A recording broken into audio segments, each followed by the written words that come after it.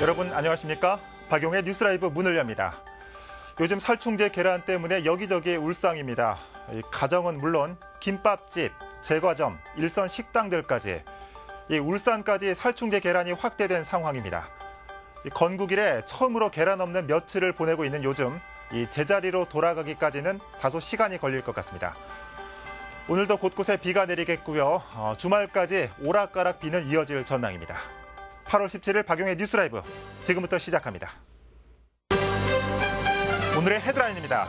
서울의 한 아파트가 경비초소 에어컨 가동을 위해 태양광 발전소를 시범적으로 설치했습니다.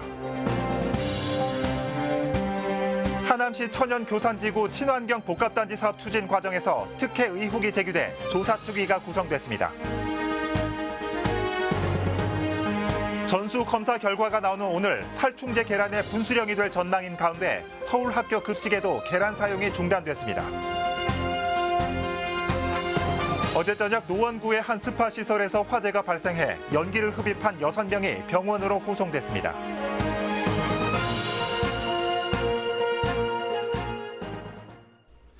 요즘 경비원들의 처우 문제가 사회적인 화두로 떠올랐죠.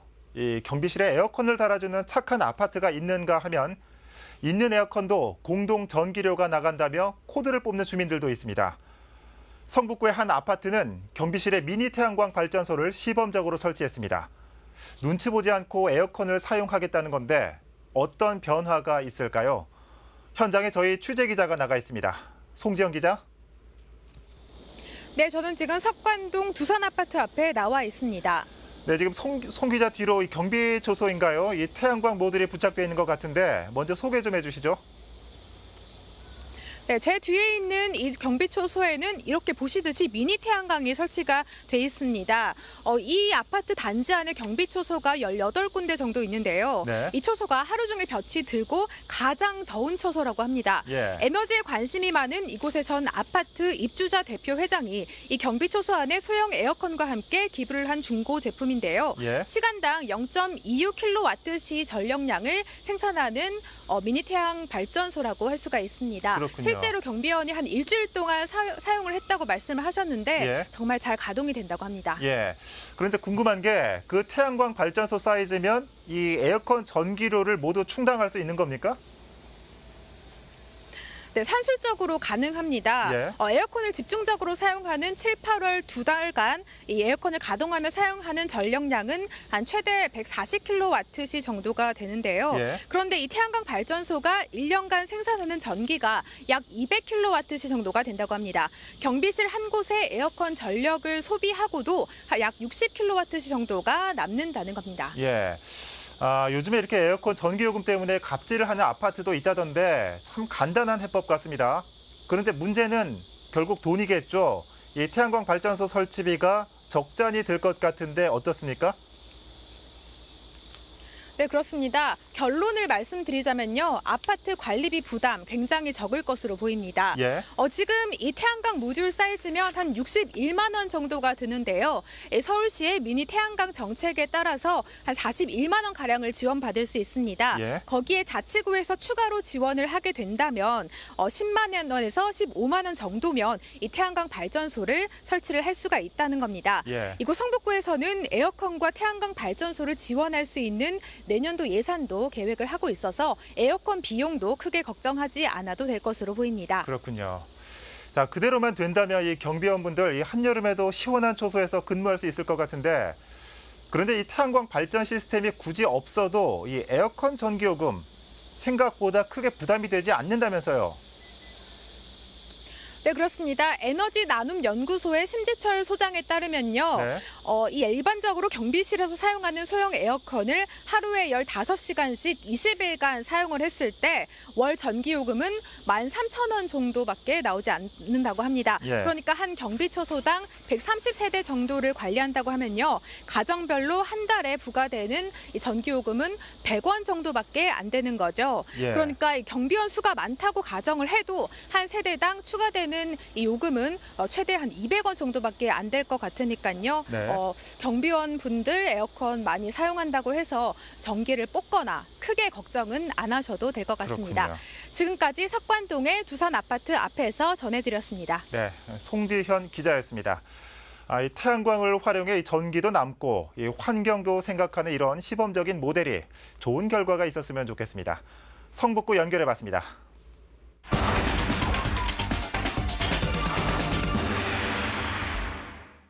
네, 이번에는 경기도로 가보겠습니다. 하남시의회가 7대 의회 개원 이래 처음으로 행정사무조사 특별위원회를 운영했습니다. 천연 교산지구 친환경 복합단지, 일명 H1 프로젝트와 관련해 우선 협상 대상자를 선정하는 과정에서 특혜 의혹이 제기됐기 때문입니다.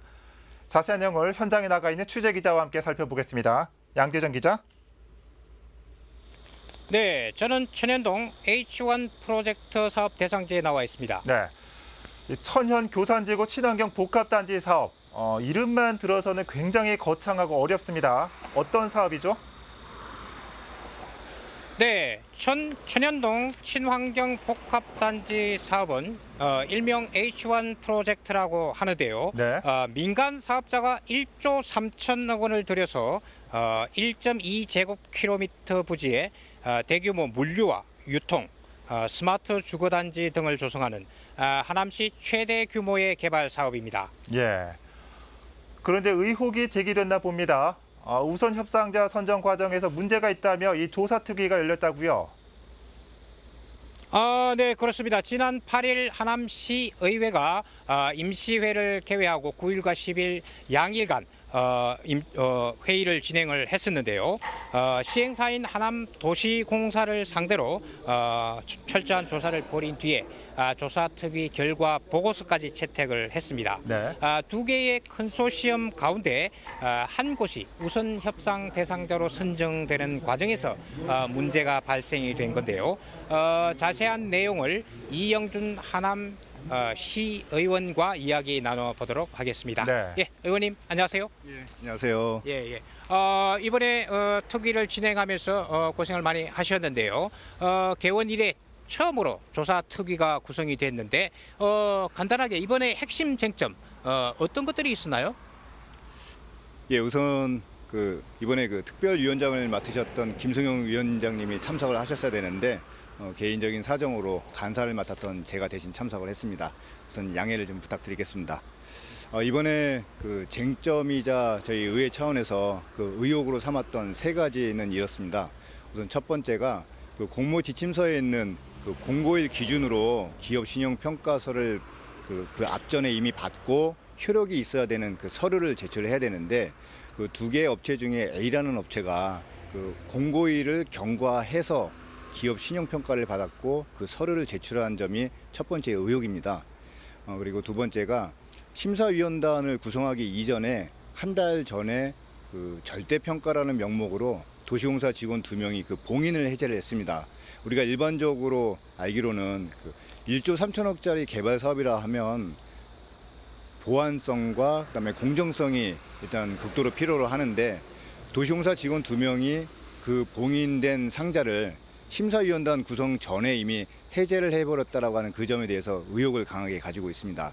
그리고 세 번째는 결과적으로 심사위원단을 구성한 이후에 심사위원단이 A와 B 업체를 이제 평가한 점수 차이가 0.4점입니다. 그런데 도시공사 직원 2명이 채점한 결과치가 10점이 넘습니다. 결과적으로 도시공사 직원 2명이 1조 3천억짜리 개발 사업을 좌지우지했다라고 하는 그 점에 대해서 저희가 강하게 의혹을 가지고 있습니다. 네. 얘기를 들어보면은 아주 공정하고 객관적이어야 될 우선 협상자 대상 선정 과정이 그런 공정성 이런 부분에 굉장히 문제가 있었다 이렇게 볼 수 있겠습니다. 일단 저희가 바라보는 거는 공정하고 정말 투명한 행정 절차를 통해서 우리 주민들에게 행복을 증진시킬 수 있는 그런 개발 사업이 되어야 되지 않나 이렇게 생각을 가지고 있습니다. 그러니까 이런 면에서 봤을 때 도시공사 내부적으로 좀 지나치게 자의적인 해석을 통해서 여러 가지 규정을 준수하지 않은 또 절차상의 문제가 있는 이런 허점들이 많이 노출되지 않았나 이렇게 생각을 하고 있습니다.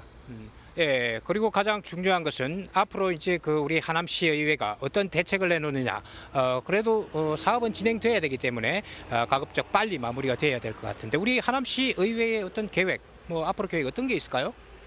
예, 저희도 그렇게 생각합니다. 이 개발 자체를 하지 말라는 그런 취지는 아닌데 개발을 하더라도 지역 주민과 원활한 어떤 대화와 협의 과정을 통해서 원만하게 진행했으면 좋다라는 그런 생각을 가지고 있습니다. 1차적으로는 이번 그 조사 특위를 통해서 나타난 세 가지 그 쟁점과 의혹 사항에 대해서 그 감사원 감사 청구를 일단 준비를 하고 있습니다. 상급 기관인 감사원 그 감사 결과를 토대로 추후에 저희 의회 차원에서 다시 한번 새로운 그 방향이나 대응 방안을 좀 모색해야 되지 않나 이렇게 생각을 하고 있습니다. 네, 오늘 말씀 감사합니다. 예, 그렇습니다. 네. 양 기자, 일단 시의원 의견을 들어보니까 이 사업 자체를 반대하는 건 아니지만 여러 가지 문제점은 짚어봐야 한다는 의견 같습니다. 결국은 이 감사원 감사를 네, 청구하기로 그렇습니다. 했다고요.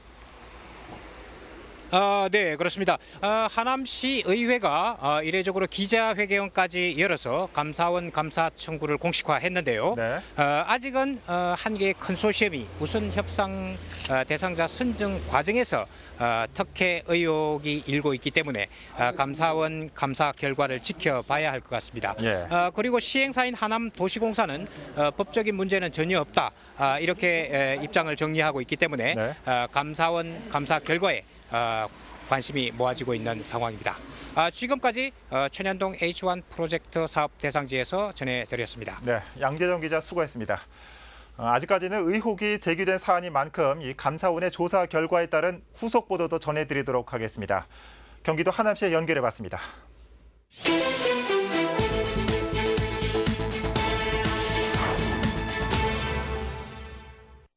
어제 오후 6시 30분쯤 서울 노은구의 한 스파 시설에서 불이 났습니다.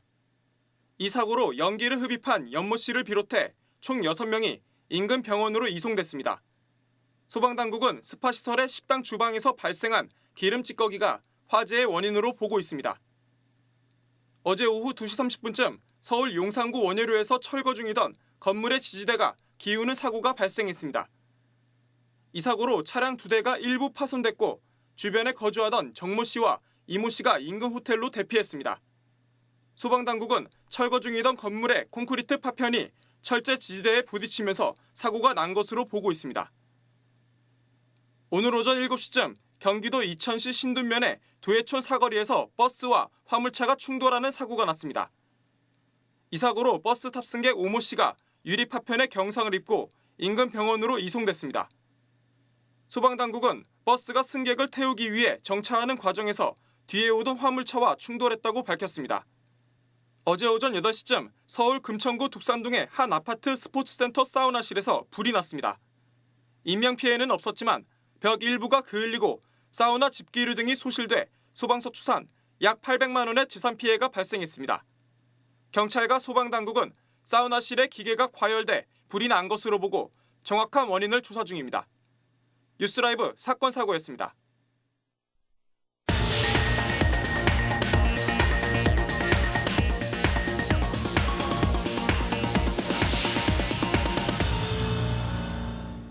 농림축산식품부는 살충제가 검출된 경기도 남양주와 광주시 소재 양계농가의 계란을 전면 유통 금지시키는 한편 회수 조치를 내렸습니다.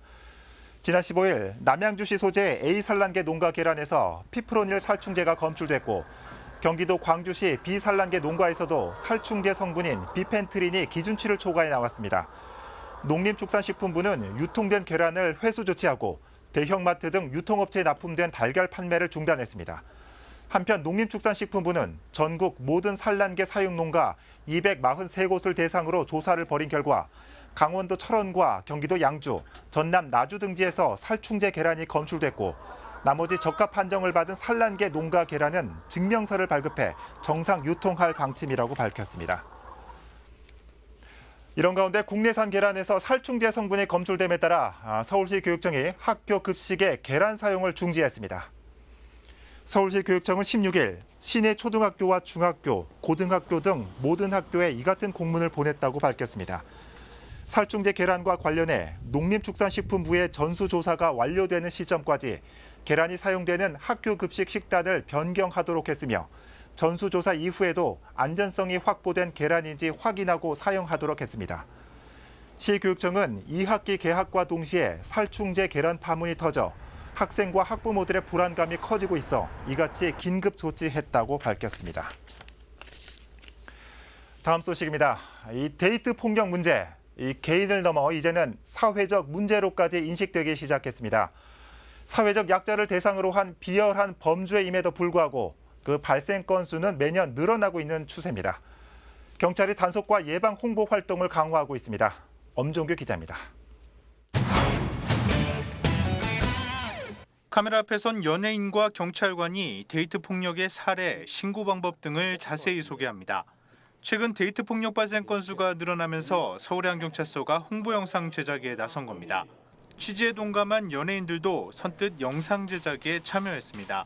어떻게 보면 이게 사랑인지 폭력인지 경계선이 좀 모호하잖아요. 그래서 이런 거에 대해서 명확하게 규정을 좀 하는 게 낫겠다는 또 취지에 또 적극 공감을 했고, 데이트 폭력이 굉장히 또 위험하고 또 우리 경찰분들의 보호가 굉장히 필요한 부분이구나라는 생각을 했습니다. 지난해 경찰의 데이트 폭력으로 검거된 인원은 2015년 대비 8.8% 늘어난 8,300여 명. 올해는 상반기에만 4,500여 명이 검거돼 지난해 같은 기간 대비 189명이 늘었습니다. 이처럼 증가 추세에 있는 데이트 폭력 예방을 위해 경찰도 대책 마련에 나섰습니다.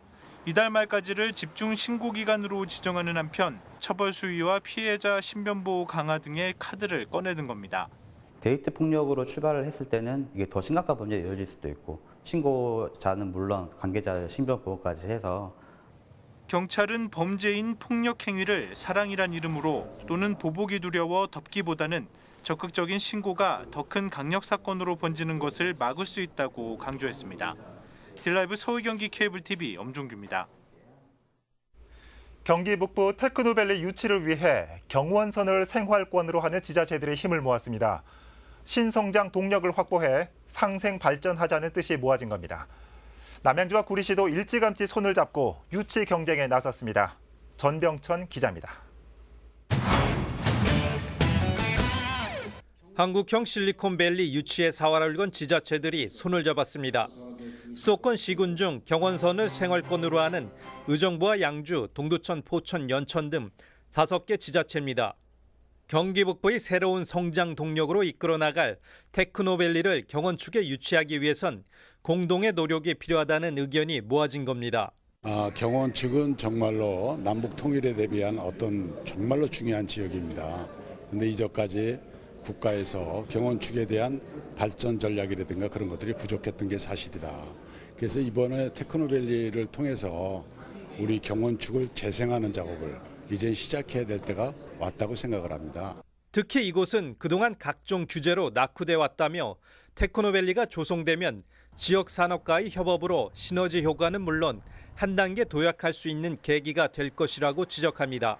우리 경원 축에는 그 제조업이 굉장히 많습니다. 이 제조업을 4차 산업과 연계해서 발전시키는 것이 매우 중요하다고 봅니다. 그래서 우리 양주를 비롯해서 의정부, 동두천, 연천, 포천 이 지역에 있는 그런 제조업과 연관된 그런 더 한층 업그레이드된 발전된 그런 산업을 일구는 데 있어서 꼭 유치가 필요하다고 봅니다.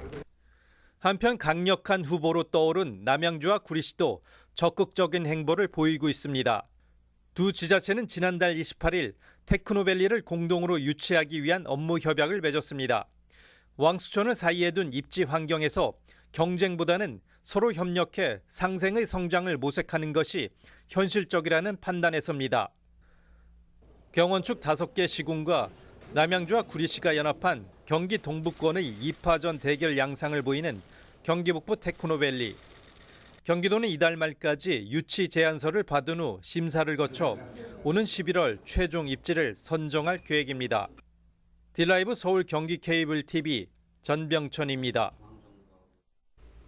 인간의 보편적인 욕망 그리고 이상화된 모습을 표현한 전시가 성북 구립미술관에서 열리고 있습니다. 작가가 표현하는 탈현실적인 세상은 어떤 모습일까요? 자세한 내용 전합니다. 근현대 사진과 산수화, 그리고 불로장생까지 인간의 욕망이 담긴 풍경을 표현합니다. 마치 현대의 가상현실 안경처럼 생긴 스테레오 뷰어를 통해 두 점의 작품이 오버랩됩니다. 작가는 상상력을 통해 인간의 욕망을 다채로운 형태로 표현합니다. 예전에는 이상화된 산수에서나 그런 거에서 많이 모티브를 얻었다면은 시간을 조금 더 근현대로 와서 근현대의 공간이나 근현대의 잡지 그리고 또 사진 속에서 많이 이런 모티브를 얻어서 작업을 했었습니다. 성북 구립미술관의 여름 프로젝트 전시회입니다. 동서양의 고전과 신화 속에 담긴 상징적인 모습을 표현해온 작가의 신작 20여 점이 전시됐습니다. 시무장을 모티브로 한 작품, 한국 근대 잡지의 이미지를 나타내는가 하면 장구 가죽을 재료로 한 작품까지 다양한 스토리와 이미지로 인간의 욕망화된 세상을 표현합니다. 밤보다 긴 꿈 라오미전은 오는 27일까지 계속됩니다. 딜라이브 서울 경기 케이블 TV 박용입니다. 수락산과 우이동 일대 계곡에서 불법 평상등을 펼쳐놓고 영업을 한 20여 명이 형사 입건됐습니다. 서울시 민생사법경찰단이 지난 6월 9일부터 8월 4일까지 개발 제한 구역 내 계곡을 사유화해 사용한 위법 행위를 적발한 겁니다. 이들 업소는 계곡에 물놀이하기 좋은 위치를 선점해 불법으로 철제 파이프와 천막 구조의 가설물을 설치했으며 계곡을 찾은 시민들에게 음식물과 주류 등을 판매했습니다. 한편 적발된 업주 등은 관련 법령에 따라 3천만 원 이하의 벌금이나 3년 이하의 징역을 받게 됩니다.